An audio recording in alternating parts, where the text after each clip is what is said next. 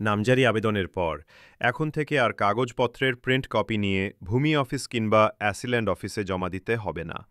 বিস্তারিত, এতদিন আপনি অনলাইনে নামজারির আবেদন করার পর আবেদনপত্রের সাথে দলিল কাগজপত্রের স্ক্যান কপি প্রিন্ট করে ভূমি অফিস জমা দিয়েছেন। কিন্তু নতুন প্রজ্ঞাপনের পর এখন থেকে আর আপনার কাগজপত্র জমা দেওয়ার প্রয়োজন হবে না। অ্যাসিলেন মহোদয় কিংবা ভূমি অফিসের যদি কোনো ডকুমেন্টস প্রয়োজন হয়, দাখিল করা স্ক্যান কপি থেকে তিনি প্রিন্ট করে অফিসে সংগ্রহ করবে। অর্থাৎ আপনি অযথা হয়রানি থেকে বেঁচে গেলেন। আবেদনপত্র জমা দেওয়ার সময় যদি মূল কাগজপত্রের স্ক্যান কপি জমা দিই, তাহলে পুনরায় টাকা খরচ করে আবার প্রিন্ট করে কেন জমা দিতে হবে?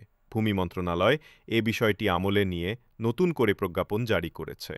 তাই বিষয়টি নিজে জানুন ও অন্যদের জানার জন্য ভিডিওটি শেয়ার করুন। এই তথ্যগুলো আপনার কাজে লাগলে একটি লাইক দিন এবং এমন গুরুত্বপূর্ণ তথ্য জানতে আমাদের ফলো করুন।